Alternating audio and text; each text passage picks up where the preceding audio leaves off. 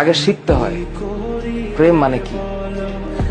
তোর প্রেমের সংজ্ঞাই কেউ শিখায় নাই, আমি শিখাই দিই, মাথায় রাখিস। প্রেম শব্দের মানে হচ্ছে, এটা এখনকার মানুষ এটা শুনলে কেমন জানি ভিতরে একটা আউলা বাতাস লাগে। প্রেম শব্দের মানে হচ্ছে যত্ন। কেউ তোদের বলেছে? আজকে আমি বলে দিলাম, যার যত প্রেম তার যত্ন তত বেশি। আর এর সাথে আর একটা টুকুর করে একটা শব্দ মাঝখানে লাগিয়ে দিলেই খেলাটা অন্যভাবে ঘুরে যাবে। এই যত্নের নিঃশেষে আরেকটা শব্দ আছে দায়িত্ব, আর যত্নের ডান পাশে আরেকটা শব্দ আছে শ্রদ্ধা। হ্যাঁ, আর যত্নের উপরের দিকে আরেকটা শব্দ আছে, এটার নাম হচ্ছে আরেকটা জিনিস।